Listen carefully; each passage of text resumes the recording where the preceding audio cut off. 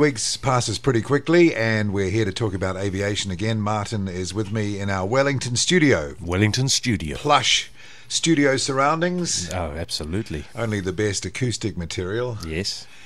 Double glazed. Egg boxes all over the walls. Vacuumed windows. Vacuum between the windows. Yes, it's a very good setup here. Amazing. No, actually, it's just in the hallway.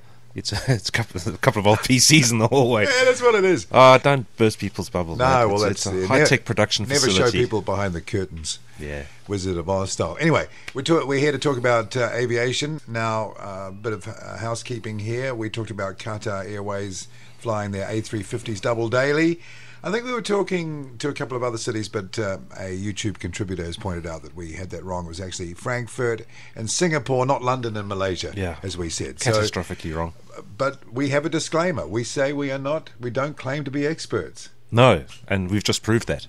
Now, we also mentioned, Martin, in the last program, the impending demise of the 737 in New Zealand, and details are out now. Not too far away. No.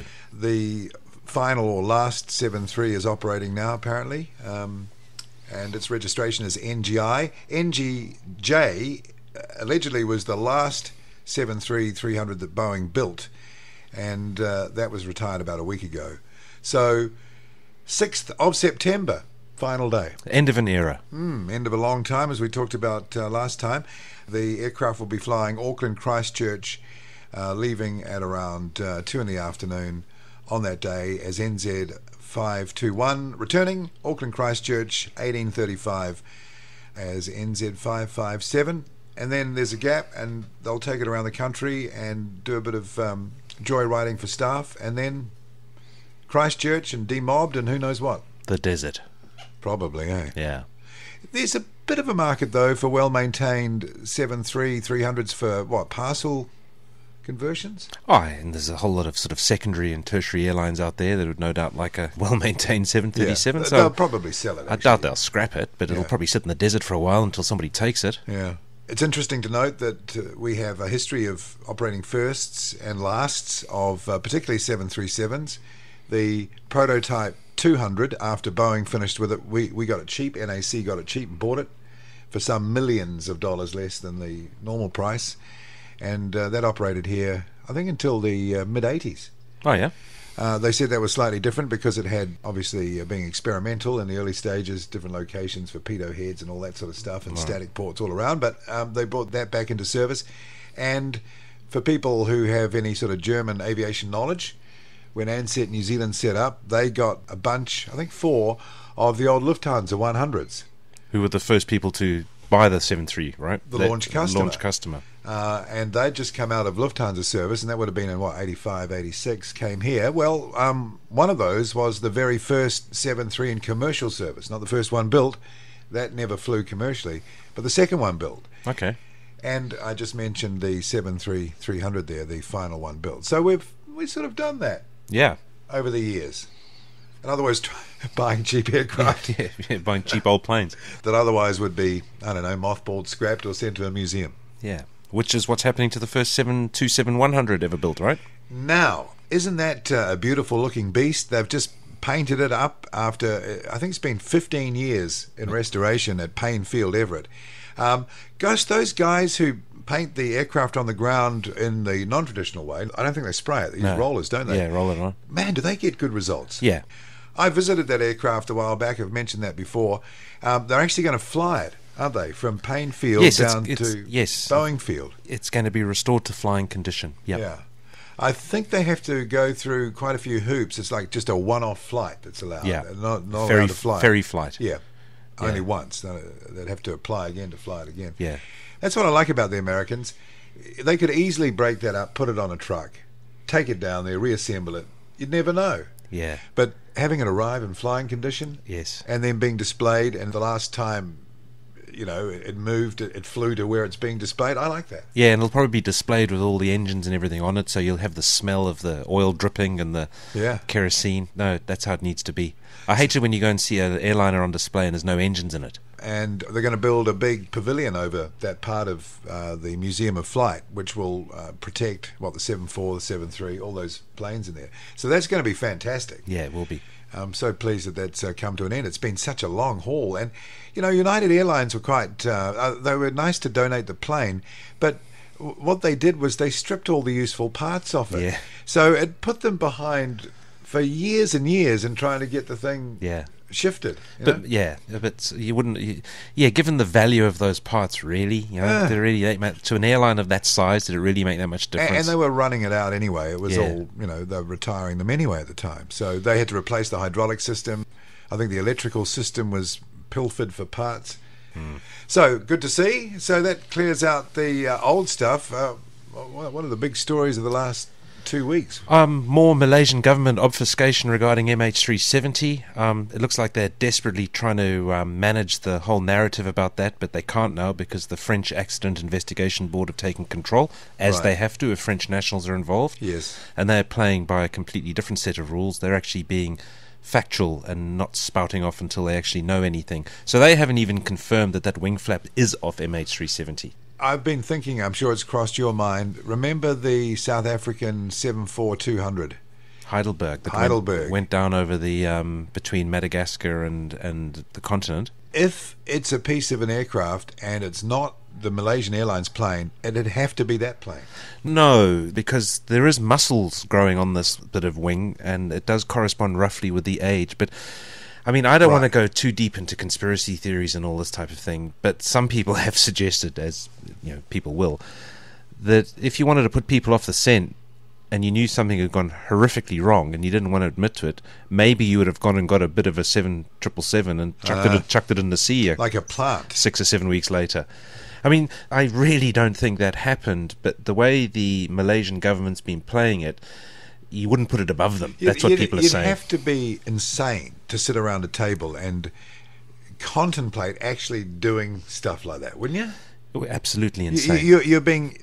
Because there have been plenty of air disasters that have had horrible origins and negligence involved and terrible tragedies that have been thoroughly investigated in the light of day. You would have to be insane. There again... given that the Prime Minister of Malaysia has accepted several tens of millions of dollars meant for a government investment program into his private bank account, maybe insanity is, on the cards. Who knows? But to try and pull a stunt like that just seems just so nutty. And well, the fact that they haven't managed it properly means that they're left open to rumours, scurrilous or otherwise, of this nature. So the French are taking their time because, it takes how long to analyze this piece of equipment? Is there no identifier on the part that immediately locks it to the... I don't know. The type or the thing? It seems to me that it's taking a long time, but maybe there isn't. Maybe it's just a generic part number.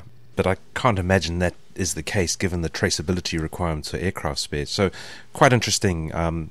Malaysia is trying to hold on to the story, and the French are being incredibly methodical and scientific about it and not releasing anything until they know for sure.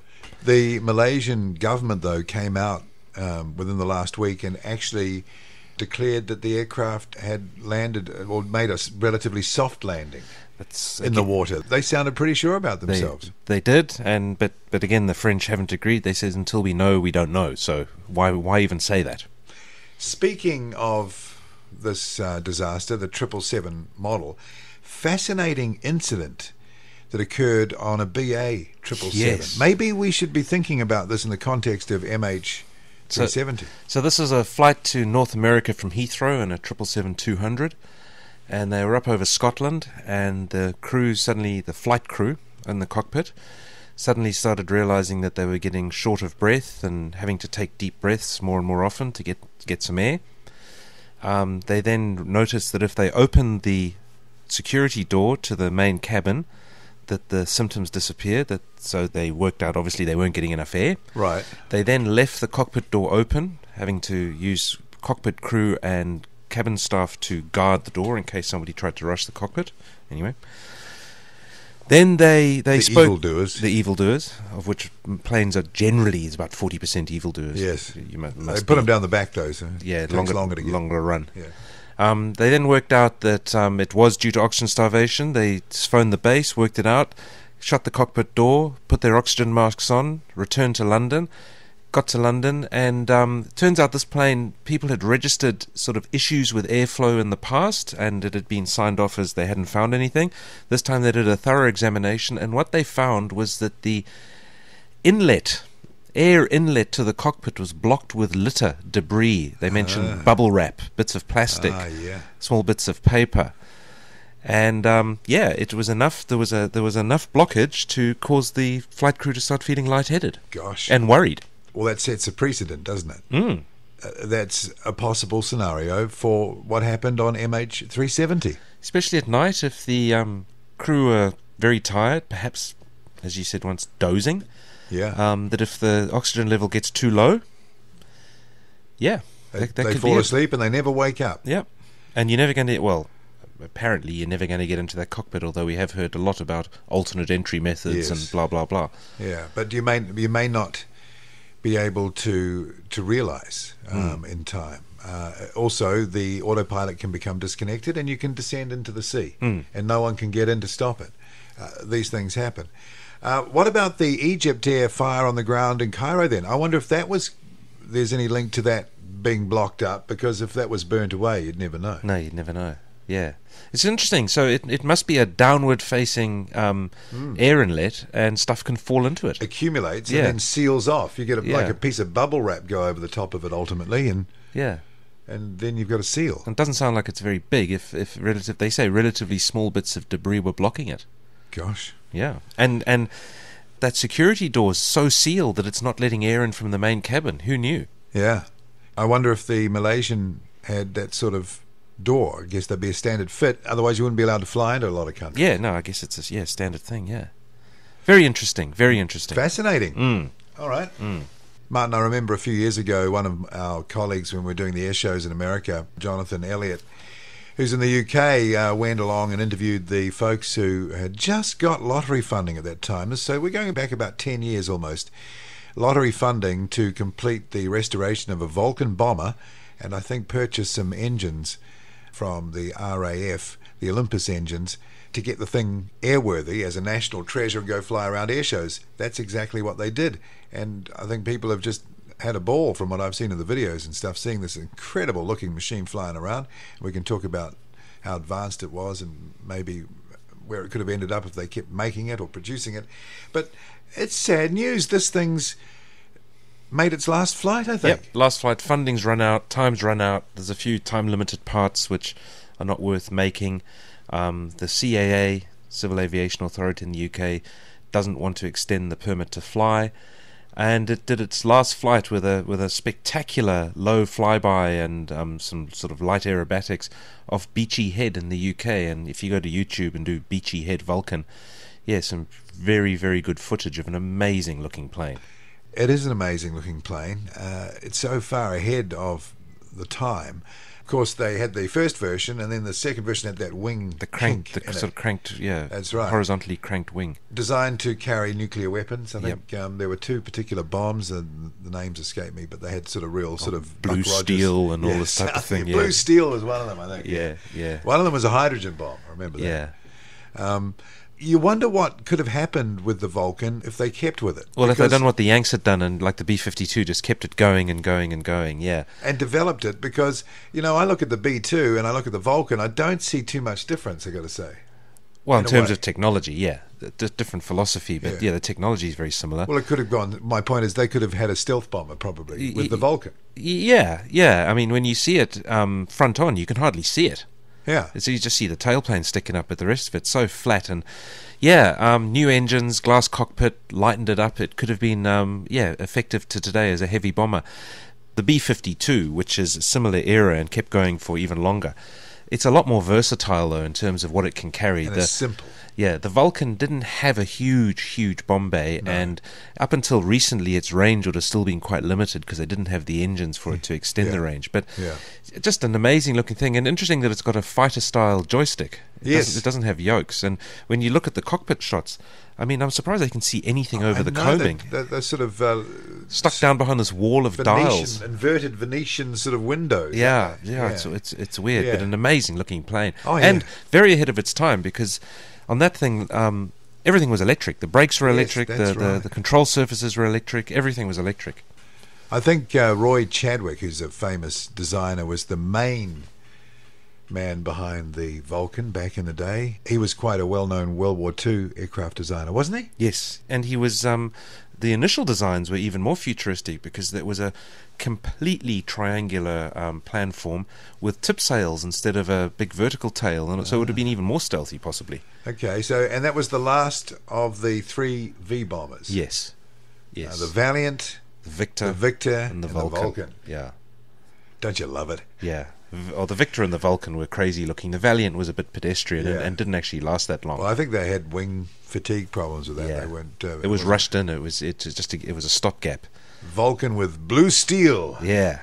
On board. You know, you watch the old videos of them on Nuclear Alert in the 60s and 70s at these little bases in England. They did the scramble. And they all trundle down the end of the runway and shoot off to get up to their 50,000 feet over the North Sea as quickly as possible. Those white ones that are painted white to repel the anti-flash paint. Anti-flare. And Put your goggles on, boys. There was a bit of criticism because the chances of them, if they went on a high-altitude bombing run of Russia, most of them didn't have the range to get back. So what do you do? Yeah. But they had the Victors. Yes. The tankers, right? Well, they weren't tankers in those days. They weren't. I think one of the Falklands missions is famous for deploying Vulcans with Victor tankers. Eight refuelings. Yeah. Gosh. Yeah, to get down there. All right, so that's it for the Vulcan. Absolutely, that's gone. History. Yeah. Concorde, Vulcan, what next? Oh, dear. F-35. Yes, well, that's not going well, is it? Man, that's coming under a lot of criticism, that program. Some interesting statistics. The US defense budget is over $600 billion a year, which is actually down a bit. The next 7 largest defense budgets in the world don't quite add up to the US defense budget. Wow. So if you take the US defense budget as over $600 billion, so far the F-35 program has cost $390 billion. For a plane which people are now saying, and the reports and analysis keep coming from more and more well-placed sources, they reckon the Su-27, Su-30, basically any good fourth-generation jet will best it in a dogfight. Will wax their tail. And the Americans, or not so much the Americans, because there's a lot of anti-F-35 feeling in America, but the lobbyists or the pro-F-35 people say, well, that's not the point because we will do it all beyond visual range using our fancy missiles. Yes, but then people say, well, you could bolt those missiles onto a MiG-21. Yeah. And do beyond visual range. And, you know, they've got thousands of fighters sitting around that they could use for mass attacks. I don't understand the price tag. So how many years are we talking about that $392 billion over? It's what, about 5 or 6, 7 years? Oh, no, it's been going longer than that. Okay. Yeah, so it's been doing tens of billions every year. 20 billion a year, let's say. And it's taken all this time and all that money to get to that fat little squat thing. Yes. That now people don't seem that enamored with, including the pilots. That sort of has to be. Is that a scandal? Yeah. Is it a scandal, or is it just an indictment of our current way of managing and creating projects? Well, it's a naked wealth transfer of huge proportions from the taxpayer of one country to Lockheed Martin over a hell of a long period of time. Probably actually makes their business totally secure. All up. Yep. Should it continue? I yes. mean, it's socializing your corporate success, isn't it? Yes, it's a massive subsidy. I find it fascinating that that's acceptable, but there are other less dramatic, far less malevolent things, potentially, that they fall on like a ton of bricks. Yes, and one of the benefits to the USA is that it effectively kills any other fighter program development by their allies, because that's an upside for the Yanks. They sell it in as saying, oh, what we'll do is we'll choose our fighter, but we'll give you lots of economic participation. Because it's easier to do that than develop your own, everyone does it, but they have no local innovation. Taxpayers of other countries are going to have to get their heads around paying, like the Australians. They've got a recession almost there, haven't they? So we're told, and yet this bill for these things is going to be huge. Billions. And they're going to actually build bits too, right? Yeah, well, they are building bits. There's a factory in Melbourne builds some of the horizontal stabilizer. Well, also, if you're going for a joint strike fighter and it's going to go across all the forces, you become a monopoly supplier. Yes, you are. You're a monopoly supplier. Now, that goes against the whole competitive market idea. Well, they say the counter-argument to that is, well, we had a fly-off, we had a tender, we evaluated and we chose the best one. But a lot of people say they didn't choose the best one. Interesting. We'll see what happens. Yeah, well, we will. It'll be fascinating. Talking about big defence programs, an interesting thing, the Indian Air Force recently tried to order 3 new C-17s, the last of the run, and Boeing have come back and said, no, well, bad luck, we've only got 1 left. Oh, okay, so none for Kiwis. I wonder what that means, yes. Okay. Yes, there's 1 left. A400. Wow. Gotta be. Or nothing. Maybe just, No, nothing's not good enough. Patch up the Hercs for another 40 years. No, the patched up ones, they're in bad condition. Apparently, corrosion's a problem. Oh, okay. Why did they go and do that? What's wrong with them? Wing corrosion? I believe so, yeah. Okay. I mean, they're nearly 50 years old. Can you imagine taking a 50-year-old car and putting a new dashboard in it? Well, I can actually, given my car, but yes, I see your point. Yeah. Yeah. Anyway, so C-17's not in the picture. How can it be? Well, unless they only want one. Yeah, but that makes no sense. Well, cheaper. Okay. Yeah. You'd lend it out, I suppose. Well, it'd be a complete waste of time because the support and everything you'd have to put in place, whether it's for 1 or for 3, would just kill it. We'll get to our aircraft of the day in just a moment. Huge order this week announced. My golly, the Indian carrier. Yeah, Indi Go. Gosh. Indi Go. Massive order. 250 planes. Neos, yeah. Crikey. Yes. Neo will help this airline be even more popular, given that it apparently is the only profitable Indian airline. You were telling me when we were talking about this earlier in the week that they don't get their maintenance done in India. No, they only do their line maintenance in India. All their heavy maintenance they farm out to Sri Lanka, apparently, and Singapore. Okay. But 250. That's a lot of planes, isn't it? They must...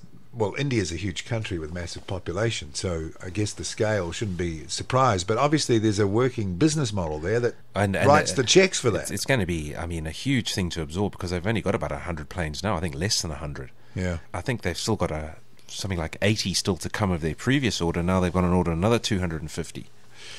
So Airbus must be so happy with that. I think the backlog now for the Neo is over 4,000 airframes. Yes. 4,000 planes. So what sort of production rate do you have to do per month? Well, 60, 70? Yeah, people are talking them going up to 60 planes a month. Gosh. Which is incredible. Well, that's unprecedented. Yes, and you do have to think that a lot of these orders from a lot of these countries have to be a bit dodgy. I mean, it wouldn't take much of a downturn for orders to start being cancelled. Now, both major providers of aircraft have these huge backlogs, but I see big cuts coming pretty soon, especially if the price of oil stays as cheap as it is. The incentive to upgrade, I don't know. If you're thinking a bit short term, you might say, you know what, I'm going to cancel 100 of these orders because I can. Well, I'll just wear the fuel cost. You'd have to see what the contract says. Maybe there are stages in there that you've got tranches that you can sort of draw down. Yeah, going to be very interesting because I think a lot of them are quite not dodgy, but marginal. Huge order. Quick mention, delay to the 767 Pegasus tanker program. What's going on here? Yeah, well, they put the wrong chemical in it. There was apparently mislabeled chemical that they installed into the plane just before the first flight, which delayed things by a month. But now the US Government Accounting Office have come out and said, well, they've used up all their buffer in flight development, still haven't really flown the plane. The Air Force was willing to agree to let Boeing go into low-rate initial production, as per the contract, and the Government Accounting Office has come out and said, actually, there's been so many problems with this project, we're actually giving you the formal advice not to let Boeing go to low-rate initial production. Boeing have to do the flight testing, provide us with the data, then we'll decide whether they can go into production. That could delay the program by 8 months and cost Boeing hundreds of millions of dollars. Gosh. Whose head rolls for that? Why, it's just very interesting that, a 767 tanker, how hard can it be? Yeah. Well, they've rolled over 1,000 of those things, frames out the door. It's just... And they've been in the tanker business since the 50s. So, yeah, what's happened? Or even earlier. You get these... things happen. Well, things do happen, A380, A400, 787, it happens to everybody, but... You'd think of all the programs, the safest would be the 767 tanker. Yeah, especially after wrestling it back off Airbus. Yeah, Aircraft of the day. Oh, this is a great jet, this one. Yes, it is. Hot. And very interesting from a technical point of view. This is the Convair 990 Coronado. Yeah. Built in competition to the DC-8 and the 707. Never very successful. Great looking. Only carried 150 people, tops. Had a 2x3 seating. That's two right. aisle Skinny. three. Yeah, Skinny. very skinny. Was meant to be super fast. Wasn't. There's a Coronado standing as a gate guardian at the Mojave Space Center. And what's particularly interesting, it's still got the pods, the engine pods on it, and they were General Electric engines with an aft fan. So most turbofans today have the fan at the front and then the core, right? But Frank Whittle, back in the 40s, when he was doodling his designs up, he thought that rather than having a complicated shaft system to get the power from the back of the engine where it's generated in the turbines to the front of the engine to power the fan, why wouldn't you just have a free turbine that instead of having a center bearing had a ring bearing around the outside, so you had turbine blade stubs coming into the jet stream from outside, and on the outside of that ring you had your fan, so you had a free turning turbine directly attached to the fan, or the fan was an extension of this last turbine.